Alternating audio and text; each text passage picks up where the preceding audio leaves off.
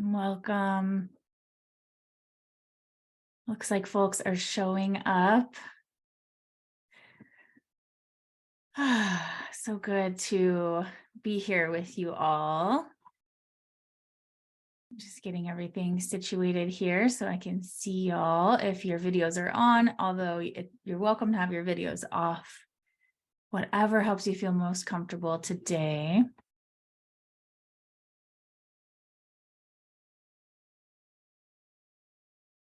And as we're arriving together, maybe taking a few breaths, allowing yourself to get settled in, get comfortable, grab a cup of tea, some water,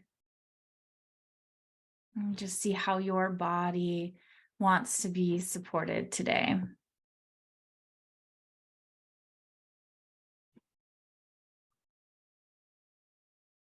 Yeah, so fun seeing everybody showing up here. As always, wonderful.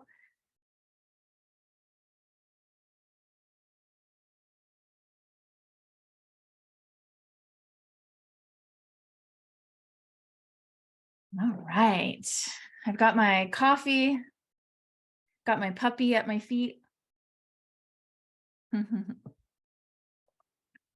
Yay. All right. So slides I do for trainings less often than I do where I see everybody. So you just might see me looking around and clicking around just so I can see all too. It's always a little awkward for me, but at the same time, the slides are beautiful. And so I hope that you enjoy them and they feel helpful to you. Welcome wherever you are in the world, whoever you are, whatever your body of work is. I'm just so grateful to be sitting with so many incredible practitioners interested in deepening your awareness and practice of being trauma informed, whether you are brand new to understanding and becoming aware and mindful of trauma, or whether you've been in the field for a long time. I hope there's something here for you today. I think there will be. I am Shelby Lee. I'm out here in Bend, Oregon, and just so grateful to get to be here with you today. A little bit about me, and as I'm sharing a bit about me, you are so welcome to write in the chat who you are, where you are in the world. You're welcome to use the chat this whole day today. I love knowing people are there and engaged. I won't be checking it too much because there's so much going on my screen, but I will from time to time. And I'm so grateful for y'all to get to be connecting with each other as well. We have almost 100 people signed up for the training today. And this training will be used again and again for others to be able to soak up this knowledge as well. You will be kept confidential. Your chats will be kept confidential just for today. But I love just knowing you're here. So even if you want to drop an emoji in there every now and then, that works for me. So I'm a licensed somatic psychotherapist. What that means is I'm licensed in the state of Oregon as a counselor. However, I mostly work these days as a consultant and a coach because my clients are all over the world and the people I train and teach and work with are all over the world. And so I love just getting to be connected in that way and have the scope be so wide and broad. I also love getting to hear different accents all day, every day. I have been certified as a coach twice over, and I'm also a trauma specialist. My emphasis is really around complex and developmental trauma and working in a deep somatic way. I've also been almost for 20 years now practicing and sharing meditation, yoga, and breath work. In my off time when I'm not here with y'all on Zoom, I am in nature, resourcing myself with my dog and my friends a lot. I live in a place in the world where I feel grateful to be able to do that. And so you'll find me on a snowboard, in a canoe, rowing my raft down the river, in a kayak, just surrounding myself and immersing myself in nature, because that is what keeps me going. I'm also a dog mom to Luna, and if you're on my Instagram or in my world, you know that I probably talk about her a little bit too much. So I hope you have a pet or a kid or a piece of nature or something in your life that resources you, and you can even call on that today, call on that in your heart, just remembering what helps you feel so supported and at ease in your heart and soul and body. You're even welcome to write that in the chat if you like, just what resources you. So Gabor Mate is one of my favorite teachers and mentors and people in the world that talks about trauma in such a beautiful way.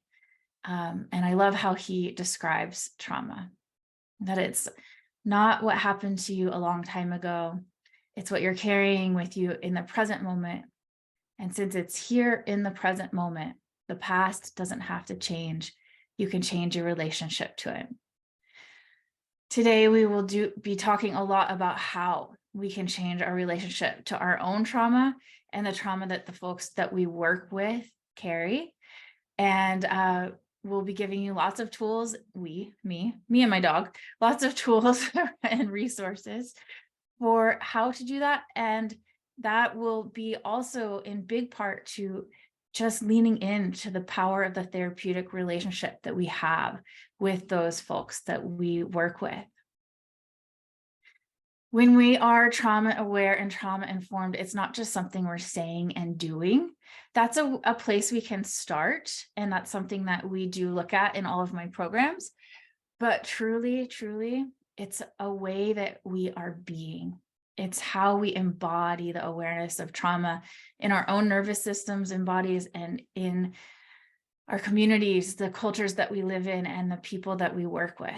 It's a lifelong practice of learning and unfolding. And I know that so many of you are already in it and know this.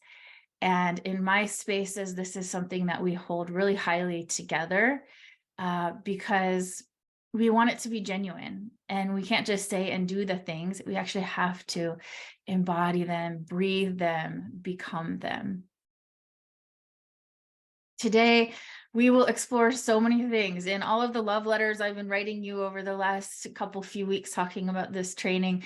I was kind of going through them yesterday as I was feeling into what felt most at the forefront today. And I was thinking, oh my gosh, how many things did I tell them I was going to talk about today? And so what I want to do is I want to deliver this in a way that it can be integrated. And we might cover all of this. Likely we'll cover most of it and more. But my thinking is that I want to speak slowly. I don't want to just fire this all off at you as quickly as possible. And so if for any reason I don't dive into the depths with this with you today, I'm going to do a second training. We might cover it all, but I want to give myself full permission to be able to come back later in the week or this weekend and just touch these points in a way that we can actually learn them together and be with them together today. My trainings also will bring you deeply into them if you're not already in them. I know a lot of you already are, but that's another way to continuously just get more. At the end, we will talk about body of work and creating safer space. Both of those programs are different ways to embody, learn, and be in community around deepening our awareness of trauma and trauma-informed care. So let's begin by taking a moment, grounding and orienting to this present moment together today. And we can begin actually by looking around our spaces that we're in. And allow yourself to be in this moment as much as possible in a way that is fresh, as though this is the first time you've witnessed and observed this space. And just so you know, in everything I ask you to do from here until the end of time, it's a choice. Do what feels most supportive to you in this moment.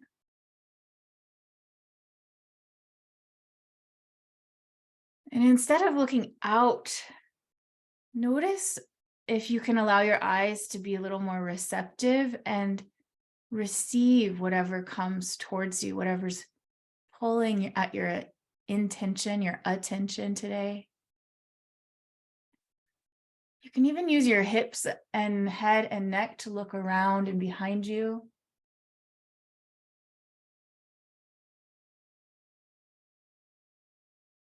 Notice your own pace. Are you looking quickly around? Or are you moving slowly? There's no right or wrong way.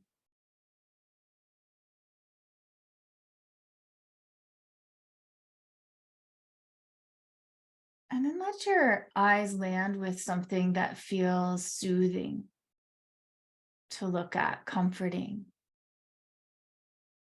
interesting, maybe.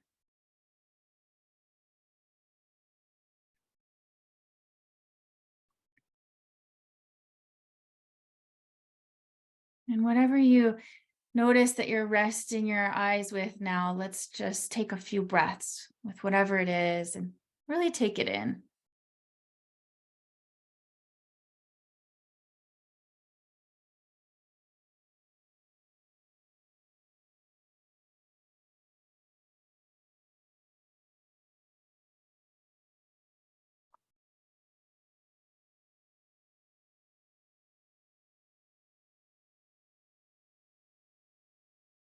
And then allow your eyes to travel once more through your space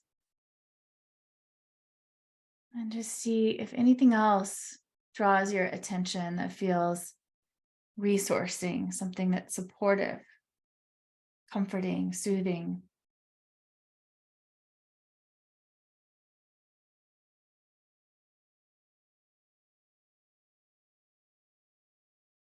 And we'll take a few breaths with that.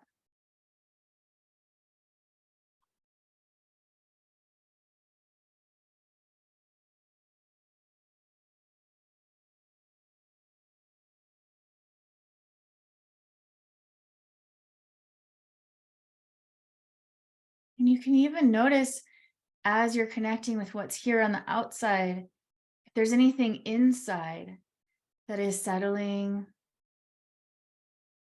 quieting, feeling more spacious.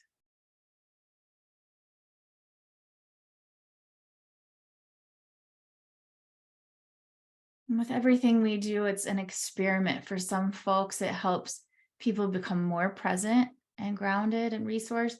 And for others, it might feel more energetic or activating. So we're learning together. And then you can allow your eyes to be soft or closed just for a minute or two here. Maybe place your feet flat on the ground or just let them sink in wherever you are.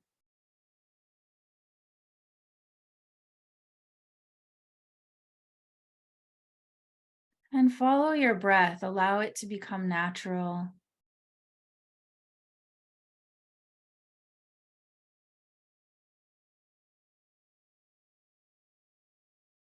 Notice where you feel it most easily in your body.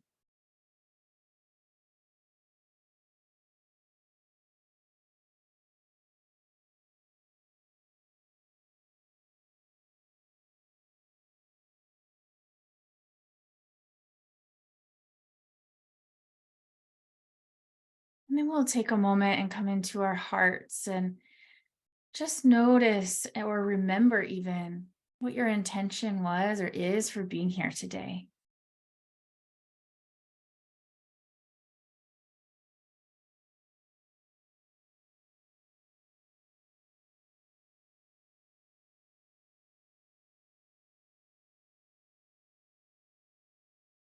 If it's supportive, you can have a hand on your heart or your belly.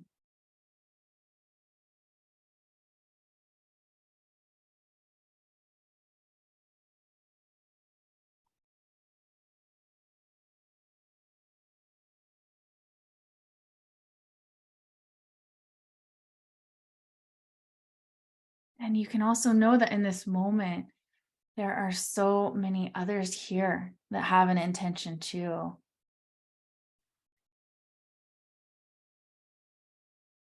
We're in a circle of support here.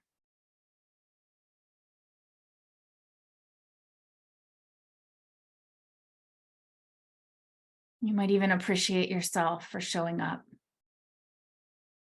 here, showing up for your clients, for yourself, whatever it is.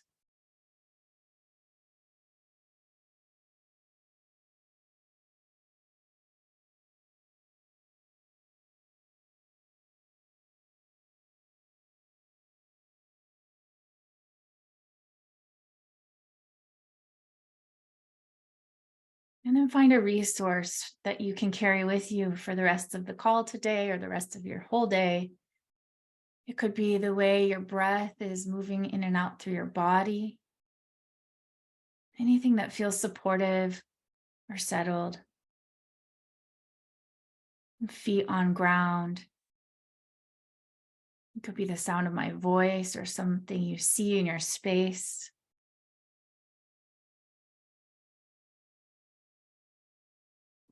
And you can return to that resource at any point.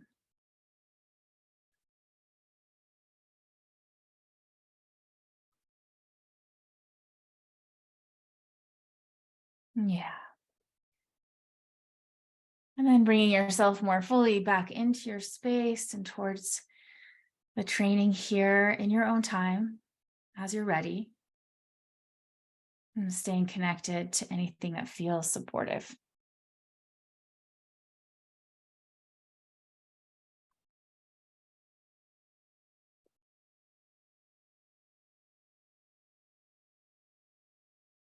And so today we will go straight through, no breaks. However, take care of your body. If you need to get water, drink tea, get cozy, close your eyes, open your eyes, stretch, move, walk, sit, whatever you need to do. We are in the field of trauma here.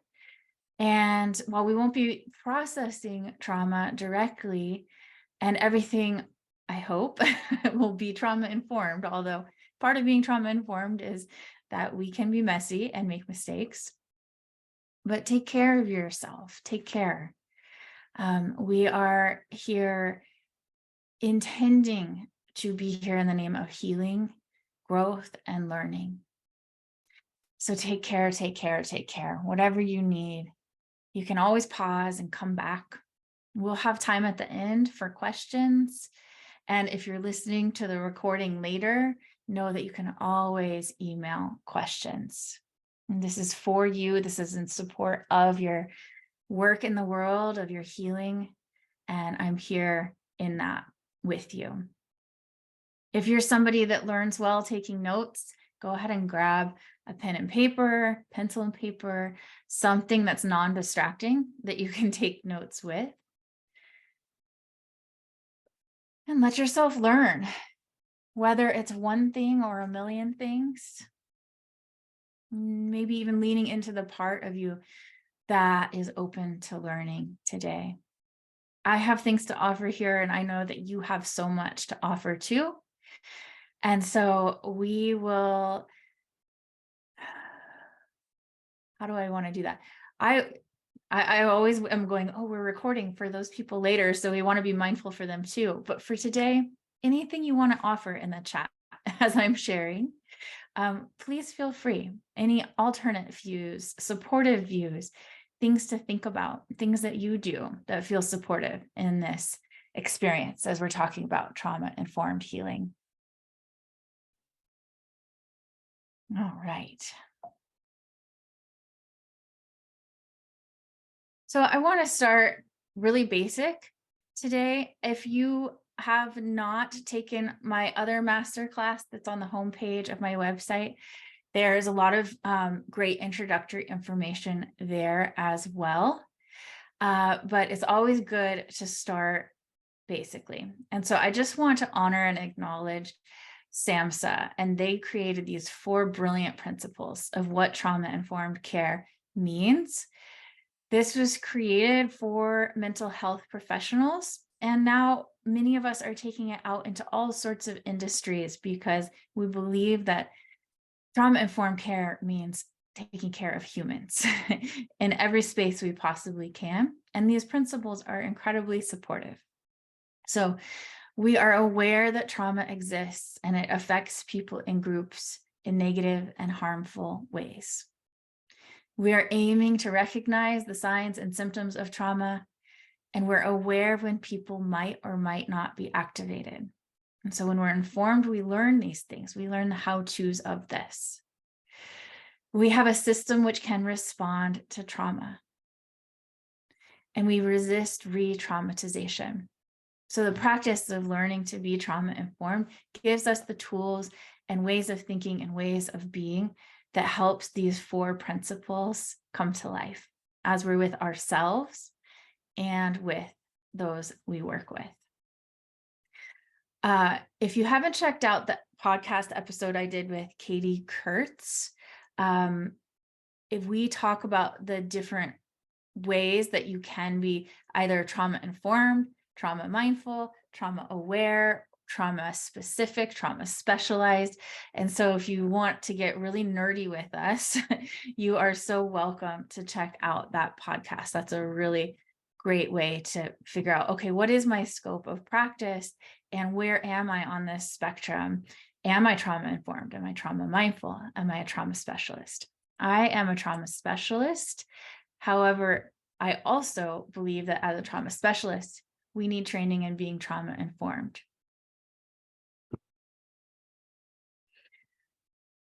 The one thing that I love to bring in that not everybody does, that I think is the most important part of being trauma-informed, is being being regulated ourselves and knowing that in order to be trauma-informed, we have to have integrated a lot of our own trauma to be able to meet those in our care. That doesn't mean we have to be perfectly healed. I don't even know what that means.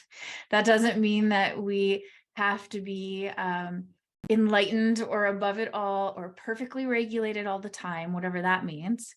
But we have to be willing to work with our own activation, our own triggers, our own ability to become more and more resourced and supported so that those in our care can just naturally feel more at ease, feel more safe, feel able to lean into us in a pretty big way. So we have to be able to be regulated enough for that. And it's up to y'all to decide what regulated enough means for you. The coolest thing about my method of being trauma-informed is that trauma-informed care includes us as practitioners. We get to benefit from leaning into support. We get to benefit from choosing our own regulation above everything else. We get to benefit from having boundaries.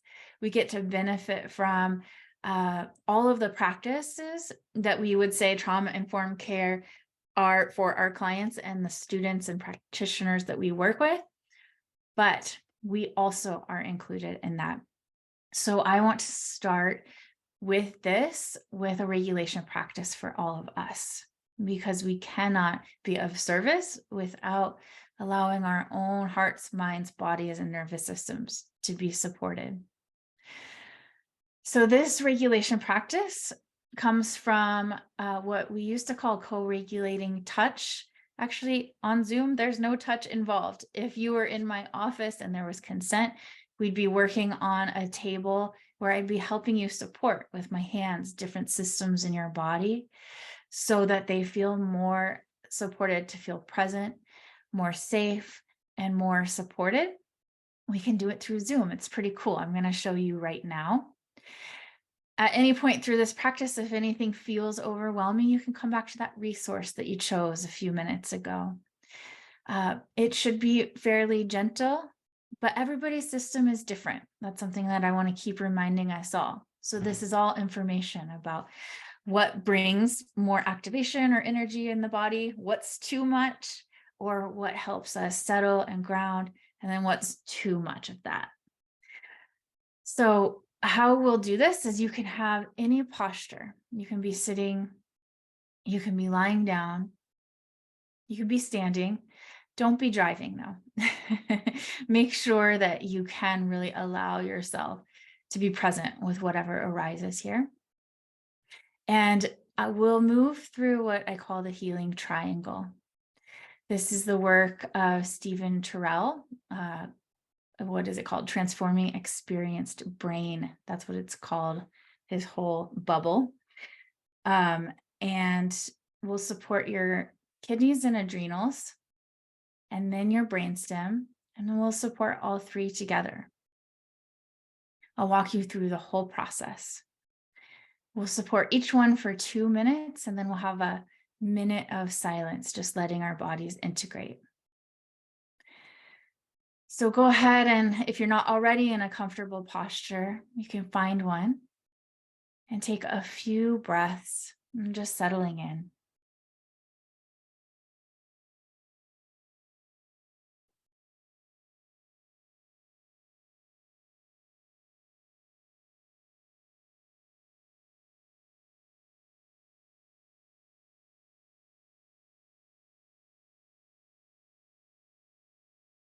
And then we'll bring our intention, a healing intention maybe, to your right kidney and adrenal. And that's located just beneath that bottom rib in your lower back. You don't even have to get the location perfectly. We'll just bring a little support here, allowing the kidney and adrenal to rest a bit.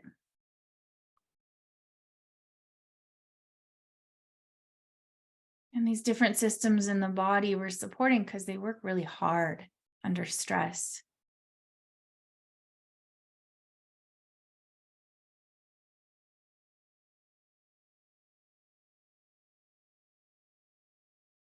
The right adrenal is shaped like a pyramid and sitting on top of your kidney.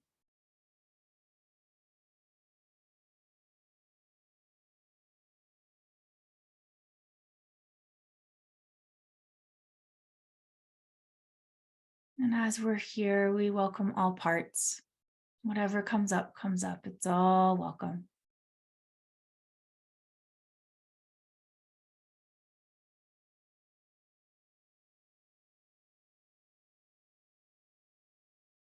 Eyes open or closed. Body can be still or moving. There's lots of space here.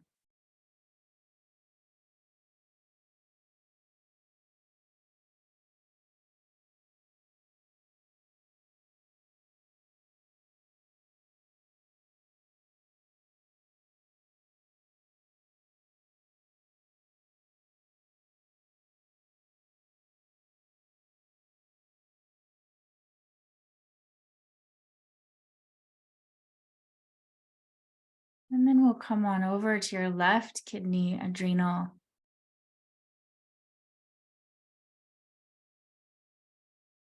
And gently resting our intention here and supporting your left kidney, adrenal.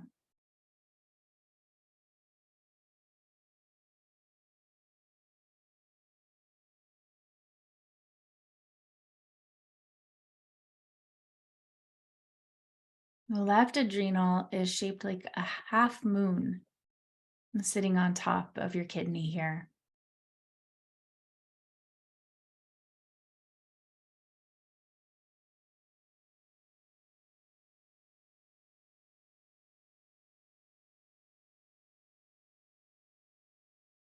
And coming in with care, support, and awareness.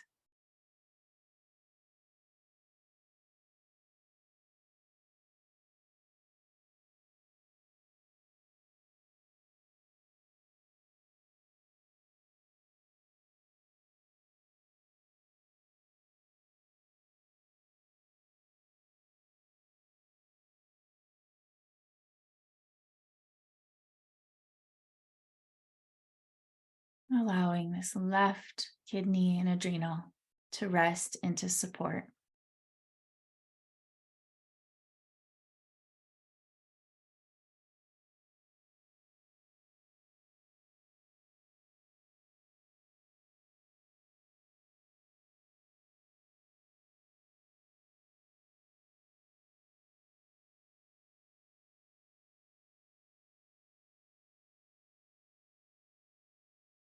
And then we'll float all the way up to your brain stem, right there at the very top of your spinal cord.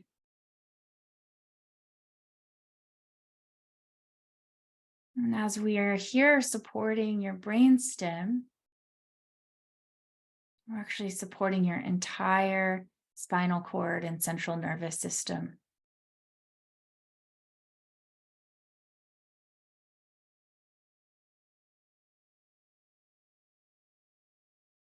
Inviting flow and ease here.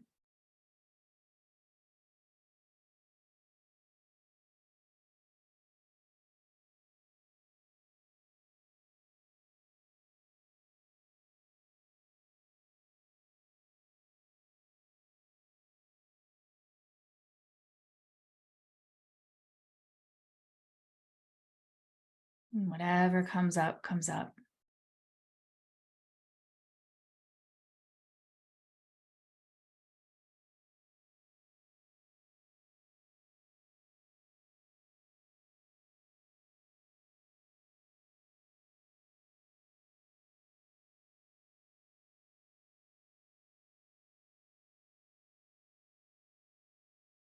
Yeah, supporting your brain stem, open to all of the possibilities of healing.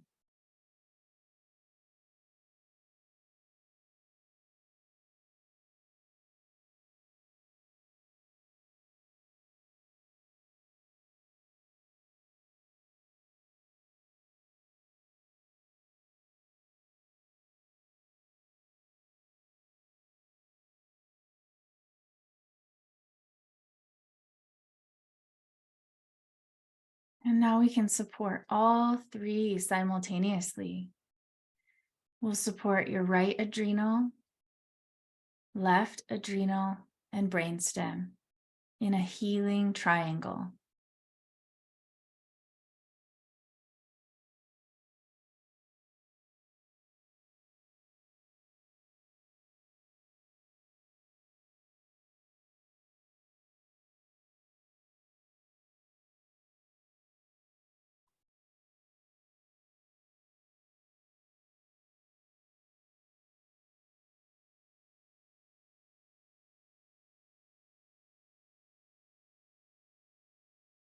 Right adrenal, left adrenal, and brainstem. And resting into the support of this healing triangle.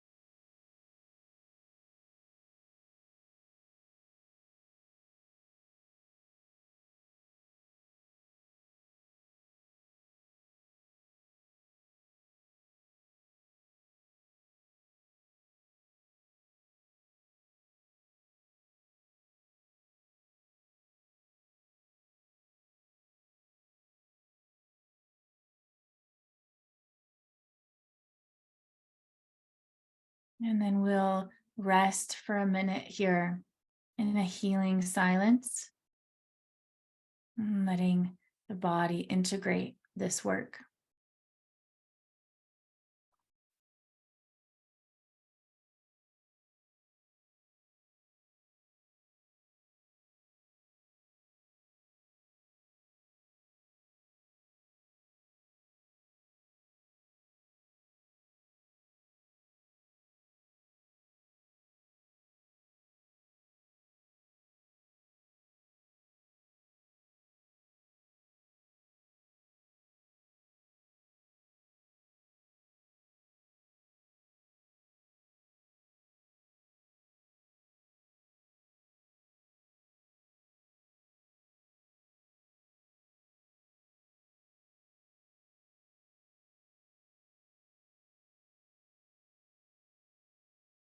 And as you feel ready, you can shift and take your time.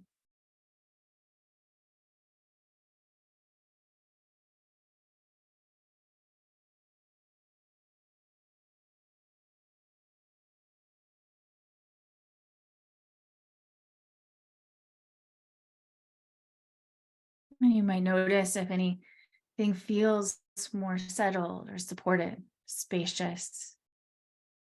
There's no right or wrong.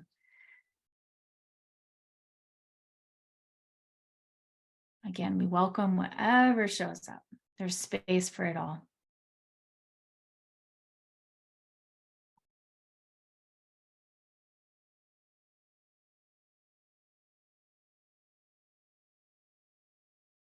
Mhm.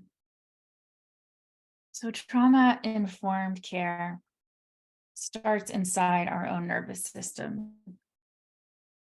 A little bit goes a long way, as you can tell. Whether we're working with our own regulation, whether we're shifting our language, our body language, whether we're giving just a little more permission to ourselves and others, a little goes a long way. Even if you just start with becoming more regulated yourself, integrating any of the stress patterns or trauma patterns you may or may not carry, that is so much. It's an embodied practice, and embodied and somatic are new words for a lot of practitioners. And I'm so grateful that it's becoming more known that our bodies carry our histories with us. And so the more resourced we are and the more regulated we are, the more our bodies come into the present moment. And we can meet those we work with from this place of presence at home in ourselves, held, supported, and regulated. It's a practice. We heal in spirals. And so some days we feel more and more or less embodied and regulated, and that's okay. But over time, that experience deepens and widens and becomes more steady and consistent. And the more we allow ourselves time and space for that, the more those we work with can feel that, and the less we actually have to do with them. It's pretty cool. So the more regulated we become, the less we light up from what our clients and students are processing as well. And when I say light up, I mean activate, trigger. A lot of people worry about taking on clients' stuff. Are you somebody who has that worry? I know I was for a long time. I don't take people's stuff on anymore. I actually don't even believe in that. And a lot of people feel stunned when they hear me talk about, I'm a trauma specialist. The response I usually get from the lay person at the grocery store, or, somebody that doesn't do this kind of work, is, oh, that sounds so hard. And I actually am so proud to just light up and smile at them and say, it's actually the best job in the world. And it's not hard. It's easy when I am doing it right. My right is different than other people's right, but when I'm doing it right for me, I'm at home in my body. I'm regulated. I'm supported. I get consultation every other week from my teacher and mentor. I am resourced in nature. I take time off when I need to take time off. There's 1,000 things that make it right for me. But what makes it most right is that I get to do so much less than I ever did when I first started working with trauma, because I trust myself and I trust the people that I work with through leaning into being trauma informed, through everything I've learned about trauma, everything I know about trauma. Trauma is actually quite simple. It's dumb simple when we learn more and more about it. And it allows me to sit back in myself, sit back in my chair, to genuinely, wholeheartedly welcome my own responses and activations and triggers, welcome my clients, and be compassionate towards it. I've stopped trying to control and push and pressure, and I'm not alarmed or scared. And trauma-informed care gives me that. It actually helps me become regulated. And so I also have this frame of what a mentor told me so many years ago. I was working with her around eating disorder stuff. And I was like, how are you not exhausted all the time? And she says, the more I integrate my own trauma, the less things stick to me. That's in quotes. Because we don't get lit up by things that we're not working with in ourselves, or that we haven't shoved down in ourselves, that don't live in ourselves, that aren't things that we haven't coped with or survived around. It slides off like water off a duck's back. So this is just an invitation to keep doing the beautiful work that I know that you're already doing. It really does help be able to sit with the folks we're sitting with. So a question for you right now in this moment to maybe write about or just feel into in your heart is, what might be possible when you feel more safe and at home in yourself? What might be possible in your work,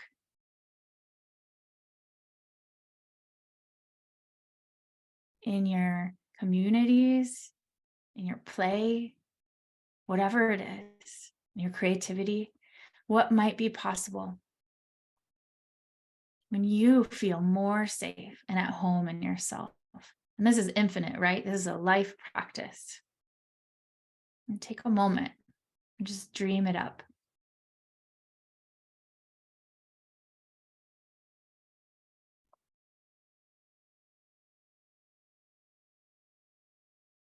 And if you're somebody like me, if I was asked this question years ago, I would have probably collapsed into a puddle of tears. I'm actually feeling grief now from that time. I didn't know what safe meant. I didn't know what at home meant. And so know, if you have feelings around this question, that you're not alone, and that it's something that we can hold hope around together. And it is possible.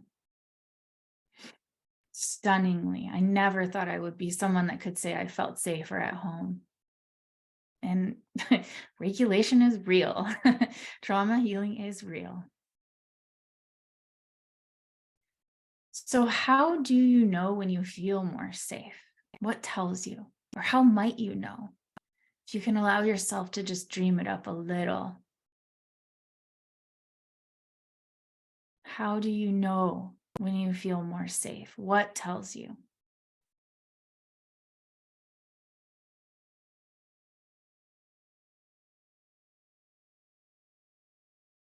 There's no right or wrong answer here.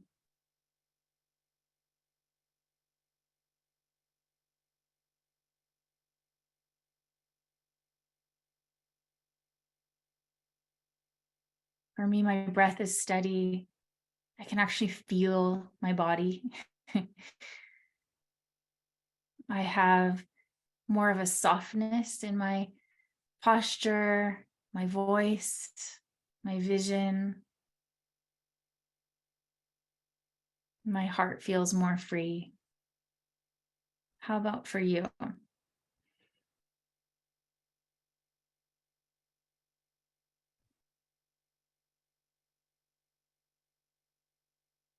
And so feel free to just keep sitting with those questions throughout the rest of your life. And so we'll move into, let me just make sure. I feel like I jumped.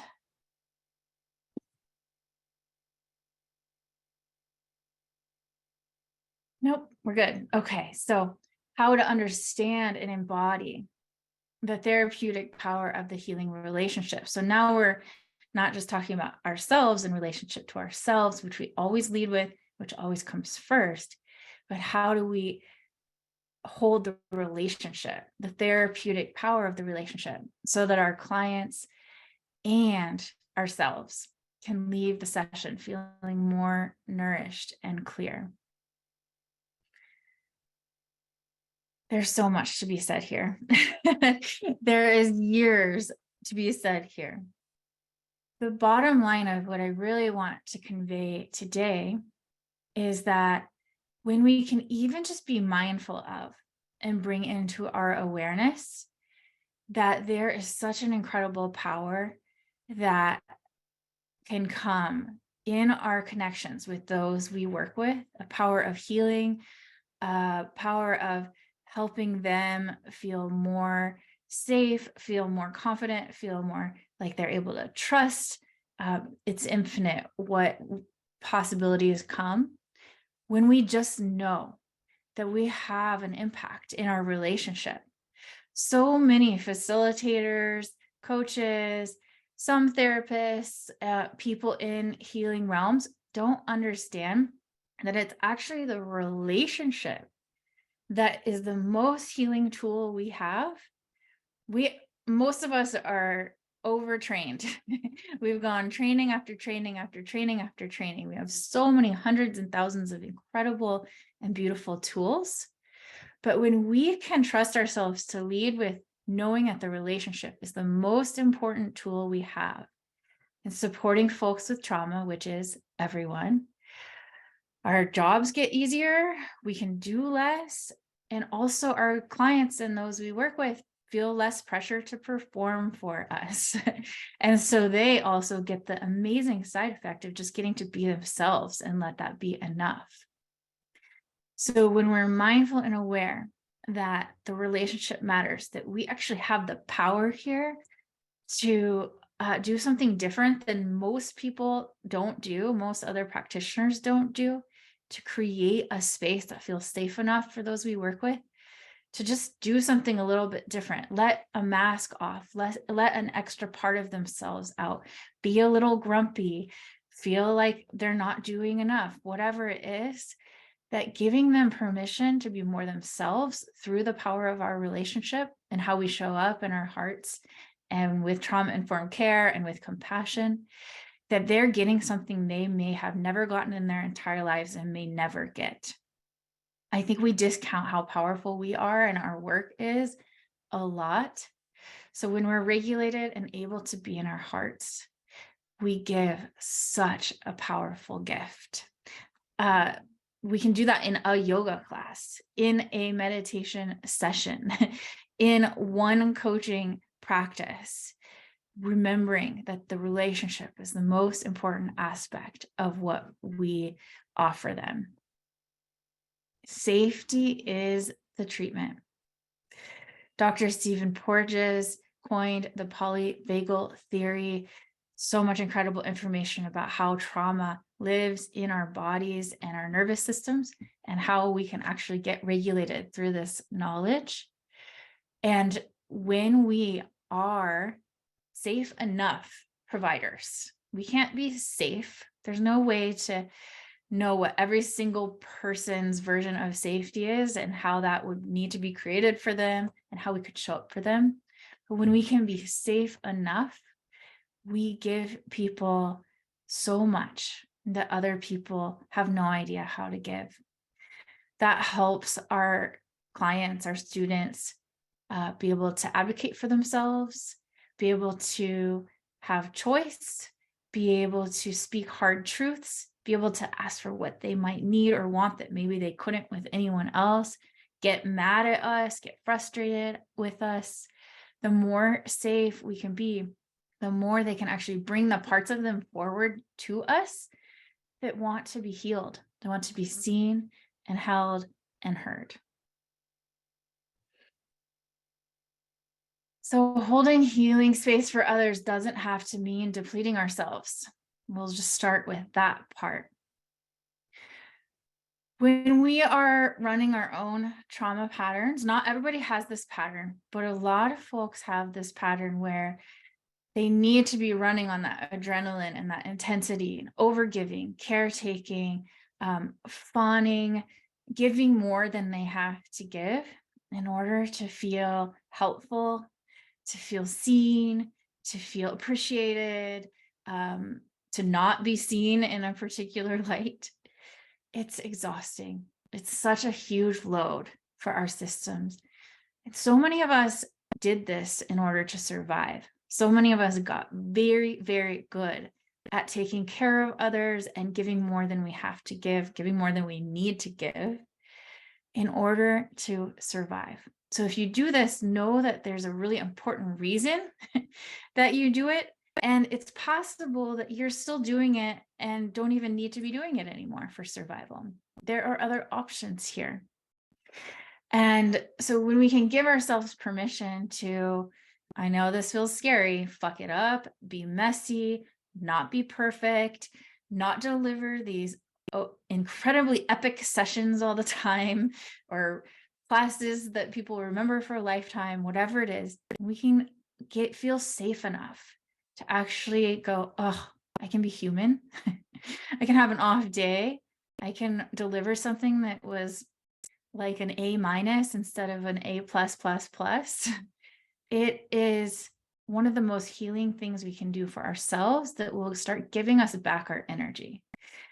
We waste so much energy staying stuck in those old survival patterns, often without knowing it.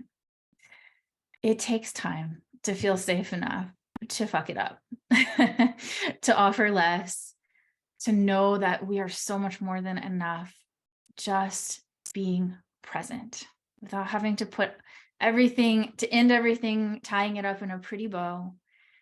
It's such a gift to be able to come into a regulated state enough to let ourselves be human. When we can do that, we're walking away with so much more energy and we feel so much more connected because we're not stuck in our minds or in our past.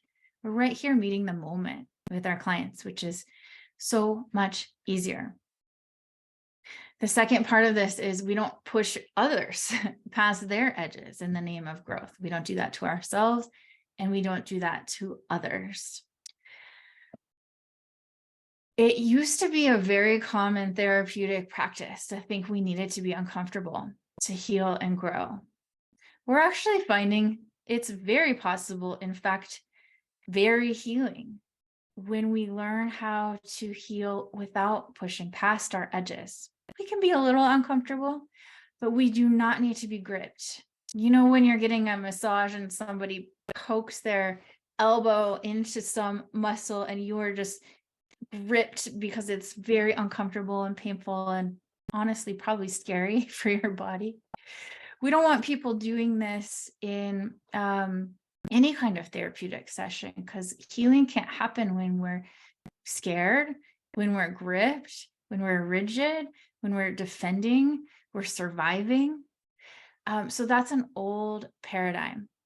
It not only takes a lot of work for us as practitioners to be pushing people, but it takes a lot of work and adds a load to the people that we're working with.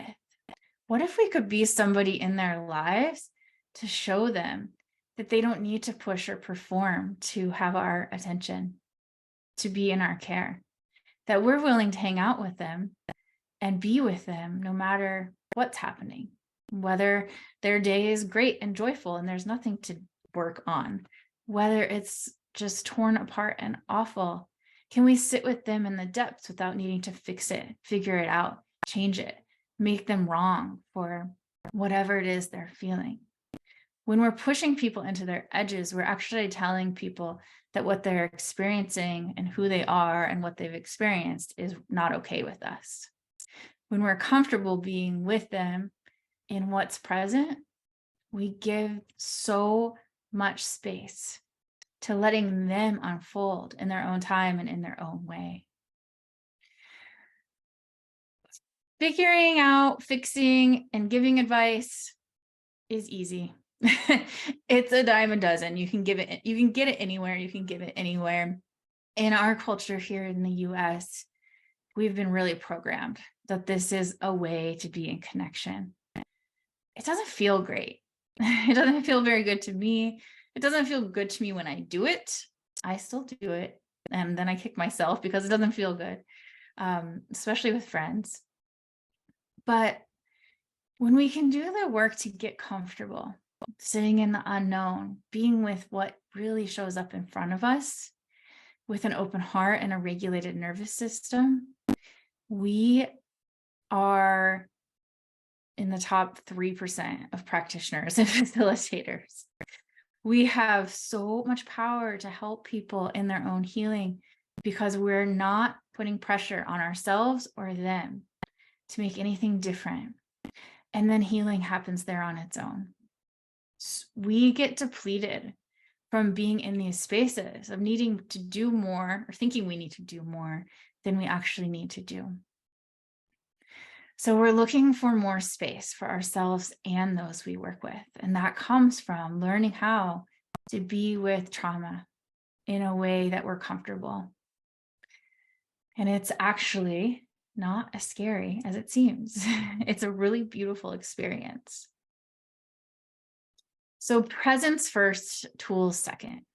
It's not that the tools are bad, but we can choose those tools based on presence instead of what I used to find myself doing a lot. My client would be sharing and talking, and I'd be like in a file cabinet in the back of my mind going, which intervention do we use for this? Do we do inner child? Do we do this mind mapping? Do we do an affirmation? Do we do a X, Y, and Z? Should we do this breath work? Should we do this meditation? And you can tell I'm not present. I'm rolling through that file cabinet in the back of my brain, trying to think what I can do. When I'm present, that thing will just fly out of the file cabinet and hit me. I just know which tool to use. But it comes from trust. It comes from lots of practice, knowing that it will fly out of the cabinet when it's time. And being comfortable sitting in the presence first, welcoming whatever shows up, whichever parts show up from every client and every student. A thing to know is that trauma disconnects us from ourselves and from others. It disconnects us from our bodies. This is the nature of trauma. This is how we survive. Trauma is a series of broken connections, especially complex trauma. When we are not connected to ourselves, to our communities, our support, our bodies, we're not present. It's really painful. It's really lonely. It's overwhelming.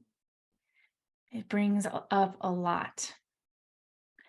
When we lead with the relationship, when we're able to be regulated, present, compassionate, it provides a connection.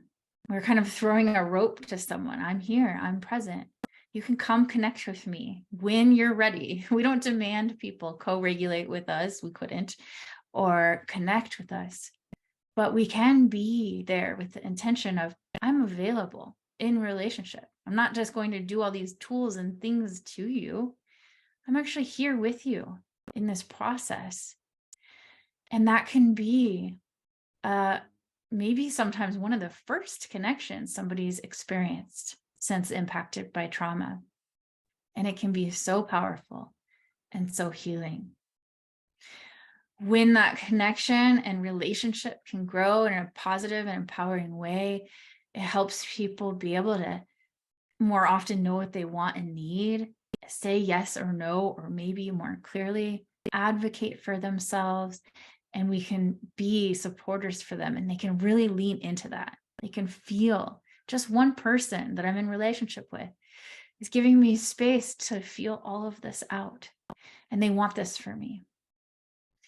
It welcomes that experience of co-regulation if and when they want it.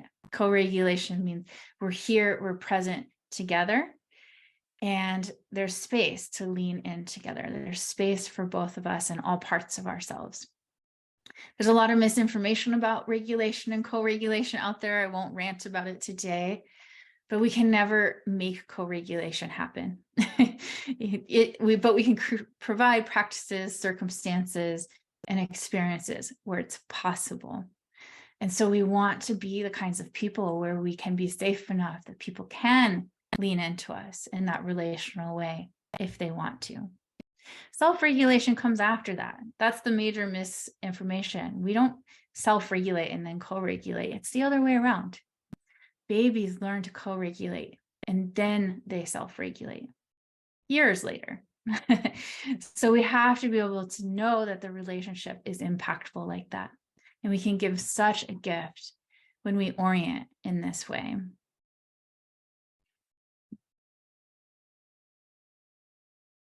So Gabor Mate, I'm a big fan. Trauma is not what happens to us, but what we hold inside in the absence of an empathetic witness. So no matter what modalities we use, what kind of things we facilitate, we can always cultivate our regulation, which naturally brings on an empathetic and a compassionate witness. It just happens naturally when we're regulated. We don't even have to do anything because more parts of ourselves are here and online. So let's take a few breaths.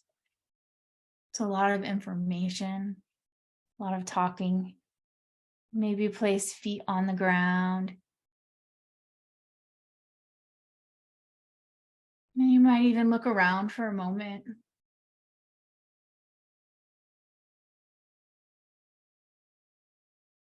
Maybe hydrate.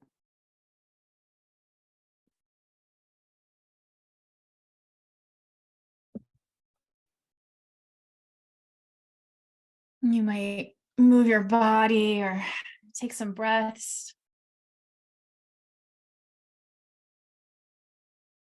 I want to be really clear that trauma-informed care does not mean being perfect.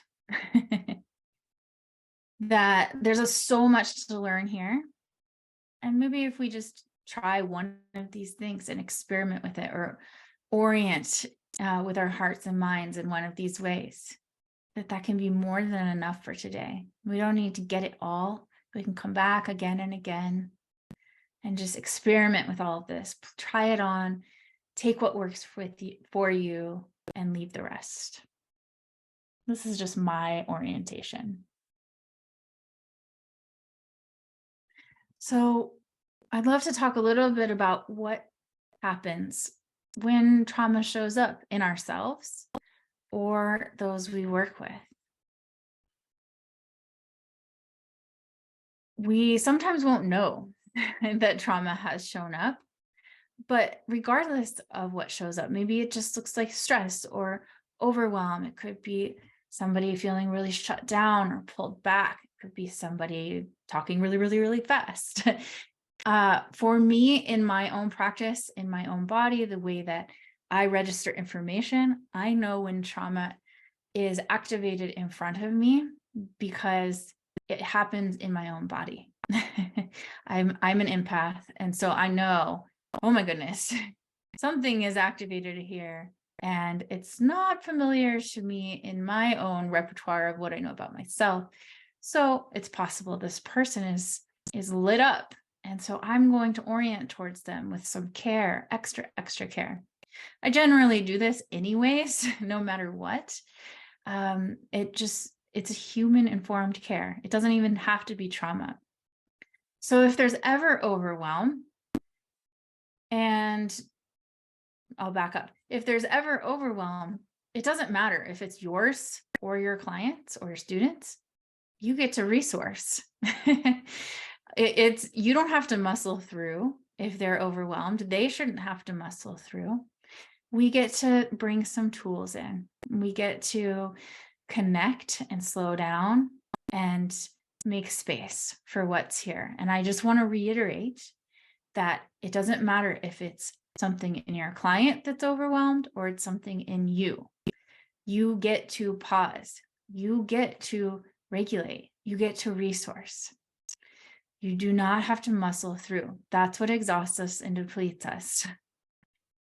So the first thing I do, and I do this every time, whether it's in me or someone else, hand to heart, and I either have the thought or I say it out loud, it makes so much sense. Whatever it's here, there's something about it that makes sense. And I welcome this part. Every single part is welcome. If I'm sitting with a client, I will silently do this for myself. I might physically actually put my hand on my heart, and I welcome whatever I can. And if something feels hard to welcome, I remember that I'm human and that I can later. Just makes so much sense that this is here. Makes sense that this is up.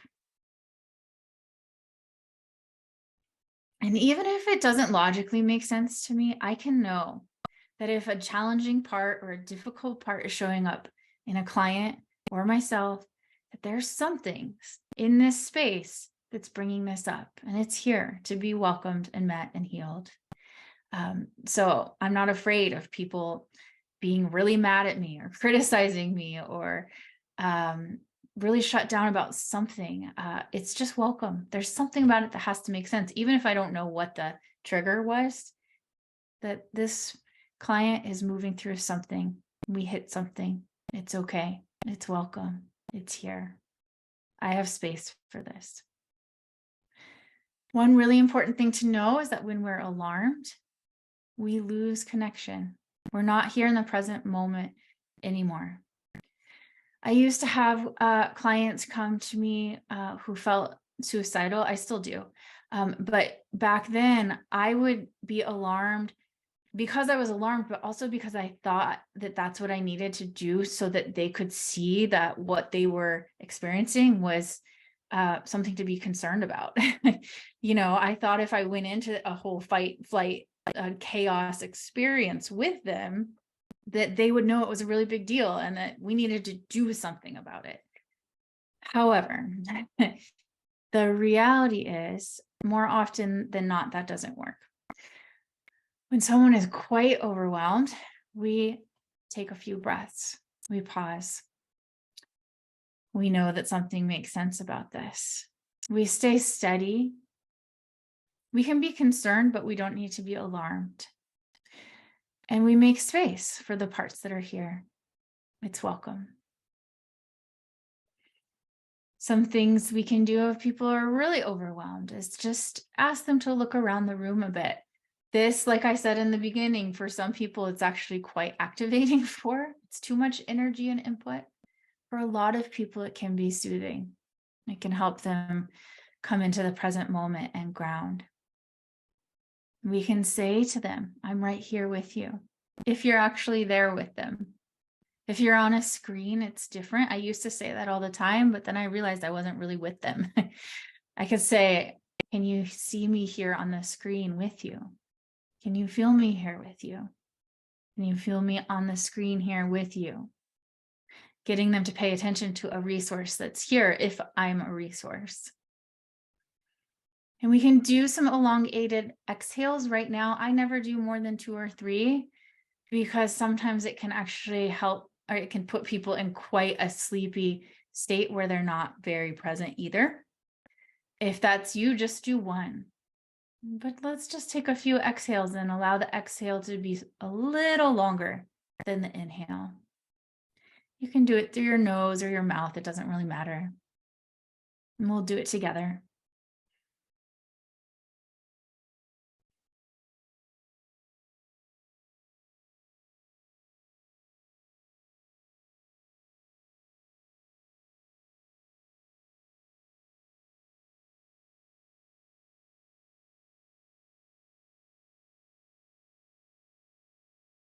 Notice what happens inside as you do this.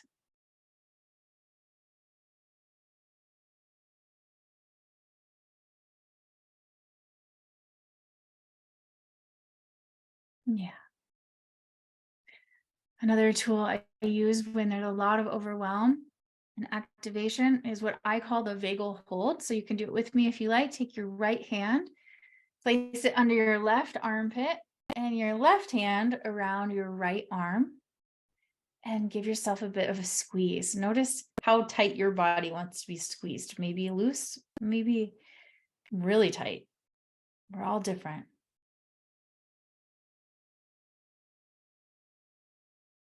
I even enjoy seeing if I can feel my heartbeat with that right hand under my armpit.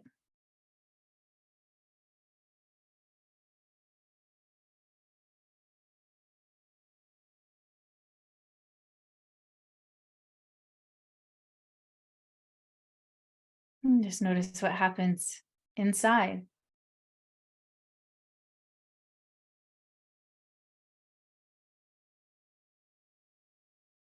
Something else we can do is just a pressing or a squeezing of legs or arms. And if you're in person with this person, if it's not you that's overwhelmed, you can ask consent to help. If touch feels supportive and soothing for them, you can press their feet, their legs.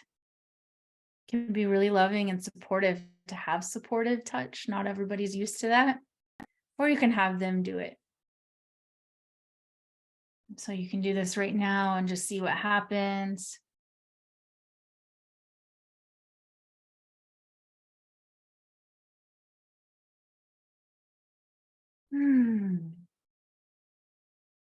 And then another tool I use, there's a million, but these came to mind first, is 5 senses. If someone's really overwhelmed, what do you smell? I often have strong smelling oils in my office, actually everywhere I go. You can ask them what they see, what they taste. You can actually give them a strong tasting thing, what they touch or feel, and what they hear. When people are activated there in the past, these things bring us right here in the present moment. And anytime we're working in any kind of healing or growth modality, we need people to have one foot on land, one foot in the present moment at all times, if there's any possibility of them integrating that growth and healing and taking it with them for a lifetime. So you can use this for yourself or those you work with.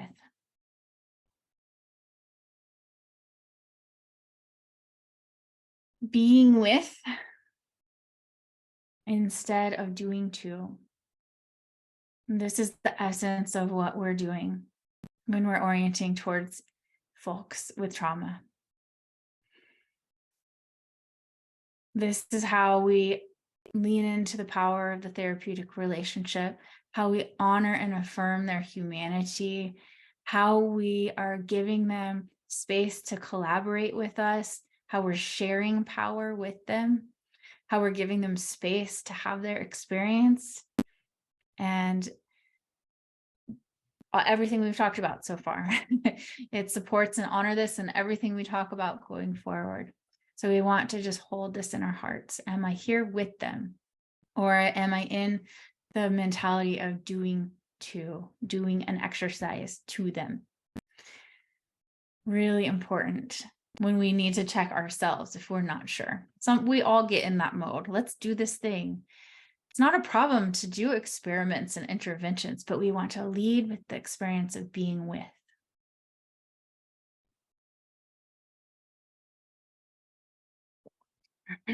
So originally when I created this training, this was the whole training. I really wanted to talk for an hour and a half about why we don't pathologize. You know, I think this changed my entire career. This changed how I got my energy back going through chronic illness, both in my own healing and how I was orienting towards those who I was working with. I used to feel very helpful in my mind, figuring out what diagnosis, what box, what category, what was wrong with the person that I was working with. I wouldn't say that, but so that I could come in and rescue them, so that I could come in and show them the way to feel better, show them how this thing they were doing, this way they were being, this pattern they were playing out, how this was something that was not right, that we had to fix. This was the problem. This was the issue about why they were suffering. Then I could be in Shelby's going to fix it mode. Here's my EMDR. Here's this brain spotting tool. Here is my NLP intervention. When I use those interventions based on the problem I'm going to fix, I'm no longer seeing my client as a human being. I'm seeing them as an avenue for me to feel helpful and to feel worthy of the money they're paying me, to feel like they're going to want to come back and keep paying me so that I can have my livelihood and survive. We've all done this. It's not uncommon at all. We do it. We're making a living. We want to make sure that what we're offering feels supportive and transformative. However, we need to look at why we're doing that. Because the reality is when we stop doing it, everything gets better, more fun, inspired, more energy, more clients. And sometimes it's just a little tweak, just like right now. Oh my goodness, I've been doing that. It doesn't have to be a big, arduous process to turn this boat around, but we want to be mindful. Oh my goodness, I was trying to take care of myself. I wanted my clients to like me. Gosh, that takes a lot of energy. I want them to want to keep coming back. When we look at symptoms as problems instead of incredible survival tools that people have been using to get through life that is so fucking challenging already, we miss the point of why we're here with them. We have an incredible ability to look at what's been working for them, what's going well. My goodness, how have they actually survived through incredible challenge? And I don't care if you think your client has trauma or not, they have been through hell and back to get to the place where they're sitting in front of you. Same if you're a yoga teacher. To be able to walk into that door, they've been on a journey. So let's look at how their body is moving, how they're being supported, how they're holding themselves in ways that are brilliant. We have sophisticated patterns that have helped us survive. So first and foremost, what I'm going to do when I'm sitting in front of someone is just be in awe of however it was they got to be sitting in front of me. I'm not going to jump into, okay, let's look at all the problems and issues and symptoms so that I can fix them. That's a lot of ego. Then I've made it about me. So we're looking for humanity. We're looking for wholeness. We're looking for space for all the parts to make sense. When we can sit in this trauma-informed view, our clients immediately feel like they can trust us more easily. They feel more safe to let themselves out. And when we start bringing this level of wholeness, their resilience naturally increases. They already start feeling more resourced. I mean, what is it like to have someone sit in front of you that's just already so honored to know you because you've gotten this far, instead of, okay, let's get cracking. So we're not going to just look at symptoms and what's wrong. Of course, people suffer, they're struggling. We're not bypassing it. We're not going to spiritually bypass it and say, oh yeah, you're all perfect, everything's great. We're going to hold it all, the entire spectrum of their humanity together, and welcome what arises and meet it in the moment. Yeah. So you might even just for a moment honor yourself in what it's taken for you to get here today, to this moment.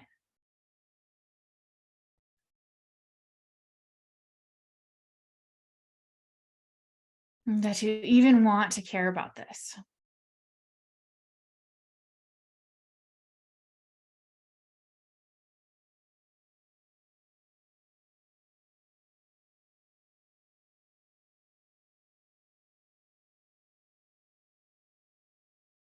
And see if there's anything in you that you can honor about what's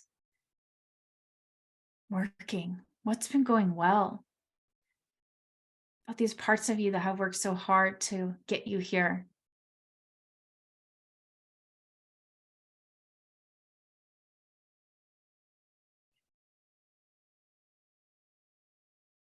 Yeah.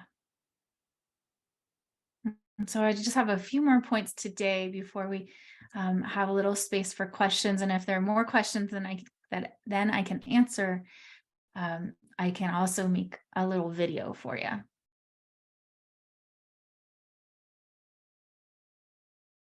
So I already touched on this for a moment today. I'm kind of bouncing around a little, but we're doing what we can.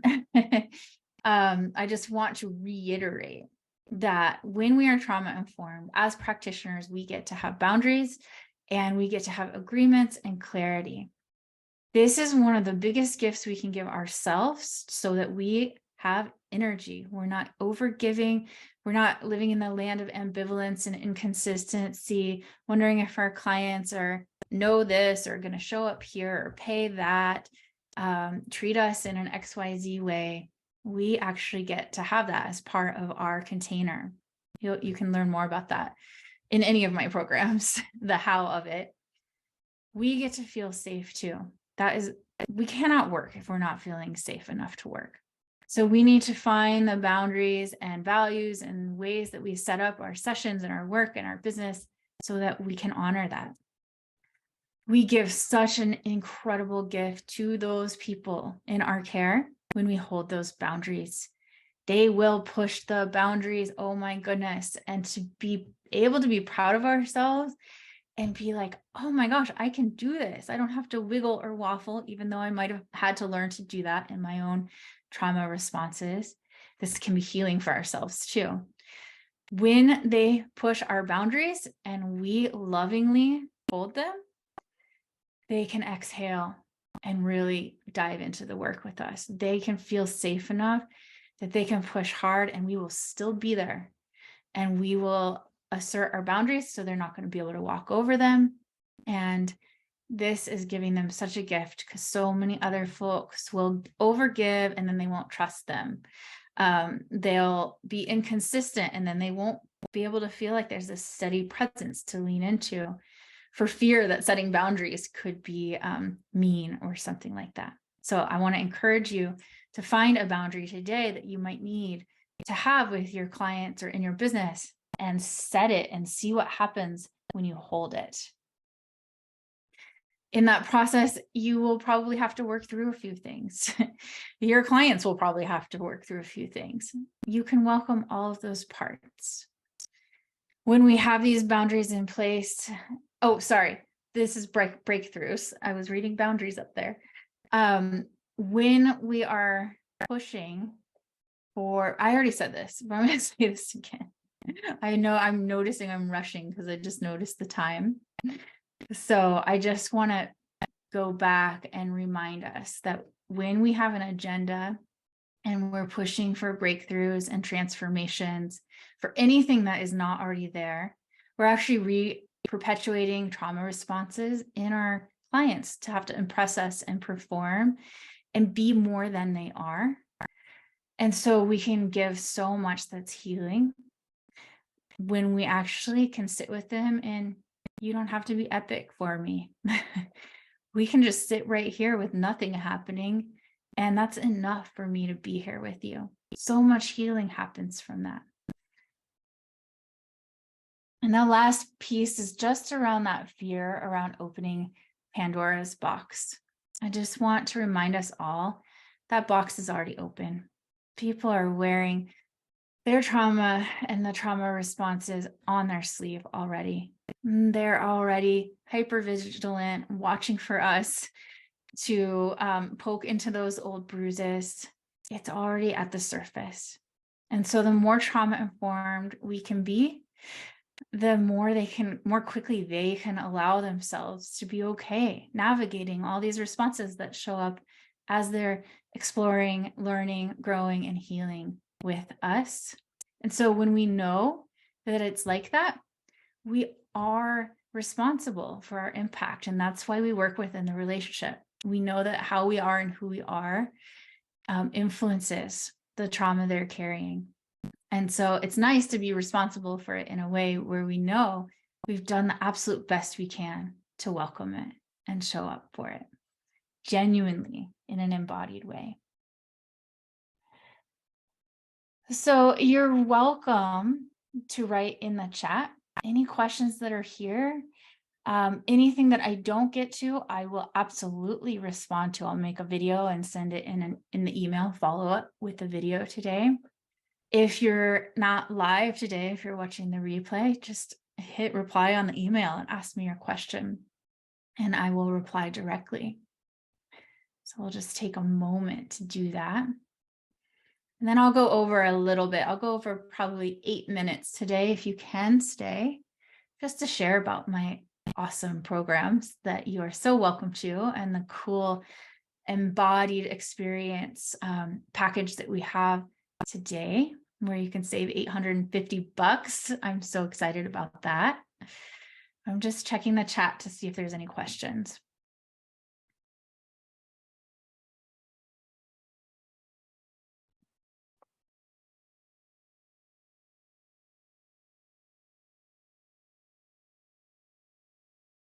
Yeah, Roshni,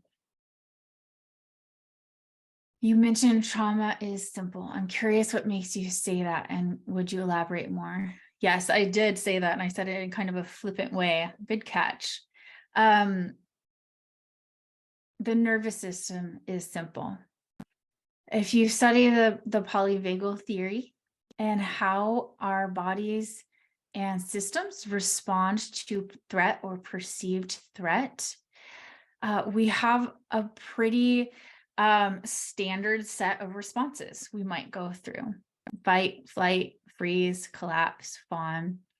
There are different ways our bodies take on postures in response to threat or perceived threat.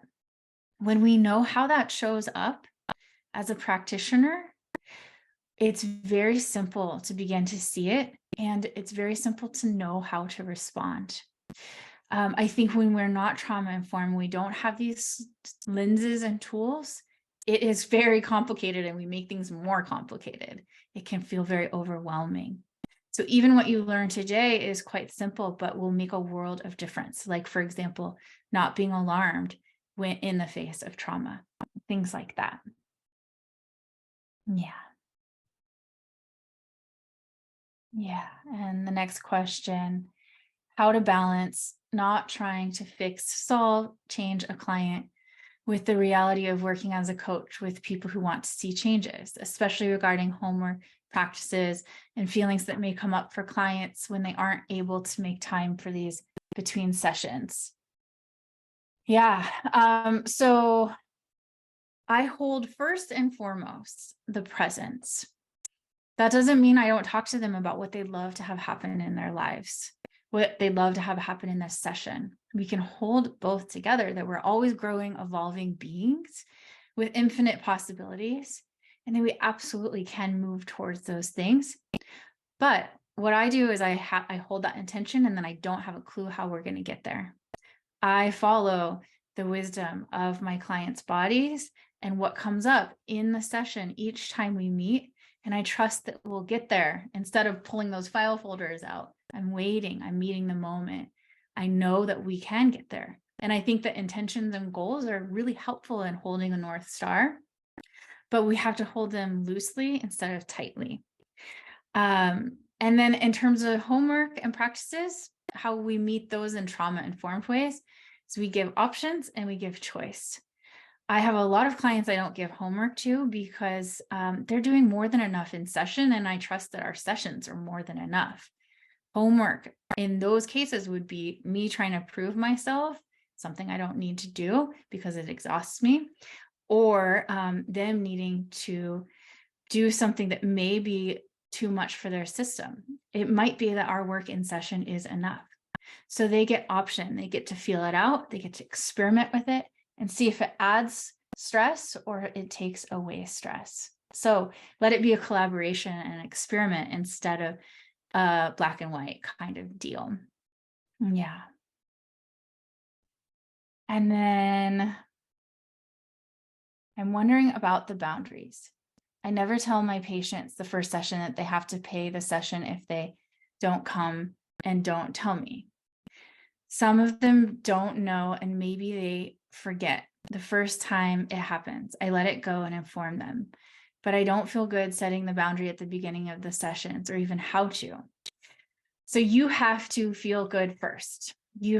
For you, this is a matter of feeling safe enough with what you would love to have happen. How would you really love to do money and first sessions in your heart of hearts?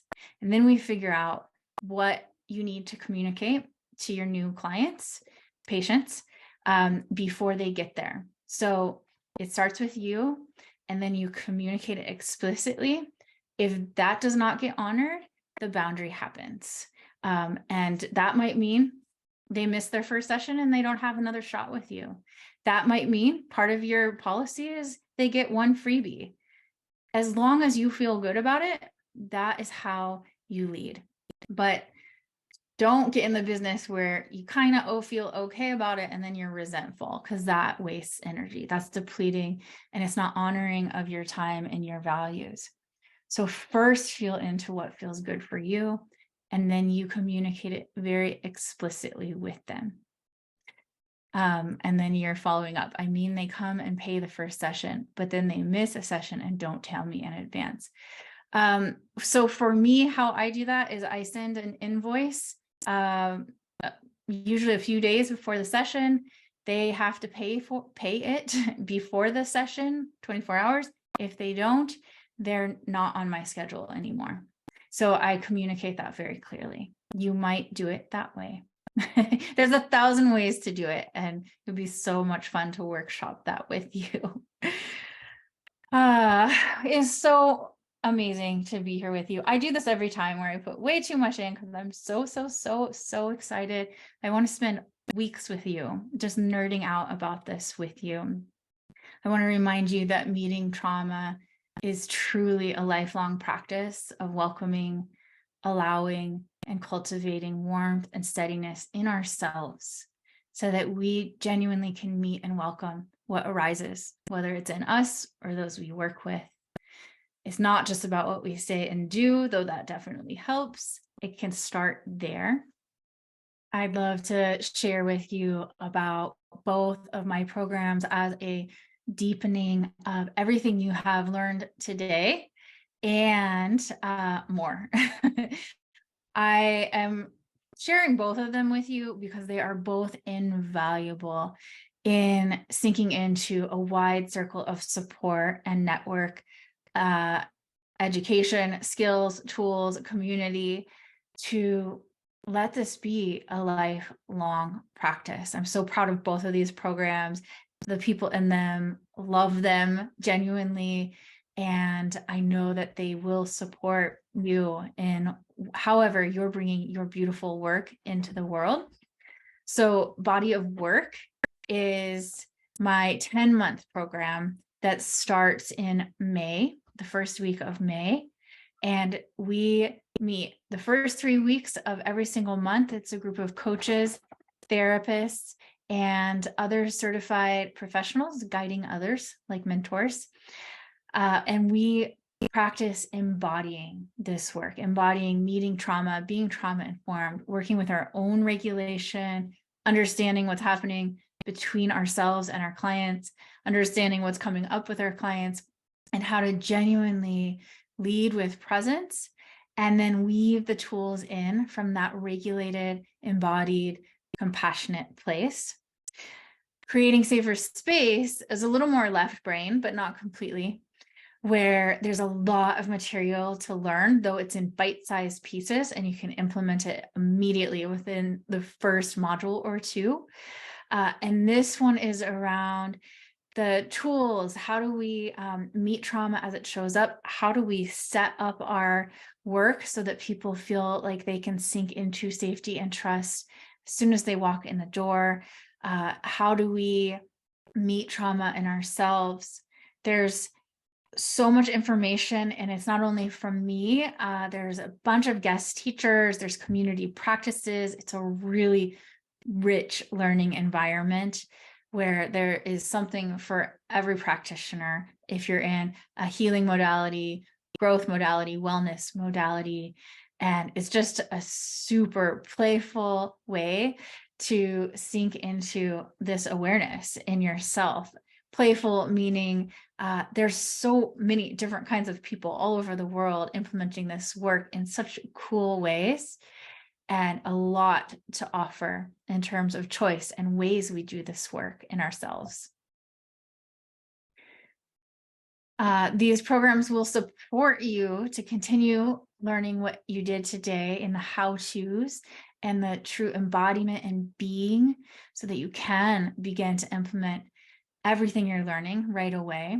More somatic nervous system regulation in the live calls, and also tons of calls from the last year in creating safer space. Actually, sorry, last 5 years that we've been going, so that you can soak up the learning there. A deeper understanding around this topic of the therapeutic relationship with clients, more tools, more resourcing, and more science. I really enjoy talking about science where I can, so you'll get more of that in both of those programs. In creating safer space, it's in the modules, and body of work, it comes up in the consults. Body of work is like live supervision and consultation, where you bring your questions and I answer them live. Meeting overwhelming stress responses. How else can we do that for ourselves and others? Understanding the awareness of power dynamics. These programs will also support you with having a worldwide community of therapists, healers, body workers, movement teachers, and facilitators worldwide. I already said that to build lifelong connections with. A network for receiving and sending referrals. We all need that. Deepening skilled, professional, and ethical understandings in how we work with clients, honing our own values around that. Not mine, but you get to look at your own. And regular and consistent optional live calls with me, plus the call recordings. You get to decide in your own nervous system what feels most supportive, what's the best way of learning for you. Why both? Because we can't get enough of this stuff. We need both left brain, right brain, ongoing live support, and to put these things into practice, to keep exploring and unfolding. And also just videos like from creating safer space to be able to refer to and go back to anytime, and practices. And it truly is a holistic circle when you're here in both. They're easy to do at the same time. They really complement each other very well. Creating safer space, you keep forever. And so even if you just do a module here and there over the next year or two, it's such a great support just to stay in the practice of this learning. Belinda from Body of Work shared, it's real, it's honest, it's nourishing, it's loving. I could not be doing my job without this level of support. It's life-changing for me as a coach to be witnessed in whatever state you're in, whether you're coping or not coping, whatever you need, you can get it here in Body of Work. There's a place for everything, which is pretty unique. I've been in a lot of groups, and this group is probably the most unique place I've been, where I felt deeply seen, heard, witnessed, and genuinely loved for all of who I am. I'm just feeling that as she's sharing it. It means a lot to get to hold that space. Creating safer space has a huge impact. This is from Colleen. It's very powerful. It's not something that's so complicated you can't wrap your head around. It's very simple yet profound tools that make such a difference. That's what I really liked. It was very easy to implement, but I saw a big shift immediately. So check your email. There is a link to these offers in your email right now. And in this month, you get a huge discount when you sign up for both. And if you're already signed up for one, there's also a discount in there for you to get the other. I am really adamant and excited about the collaboration of these two courses, and how the community just keeps growing and growing, and it's overlapping. And it's just so much fun to get to see that and see how helpful it's been.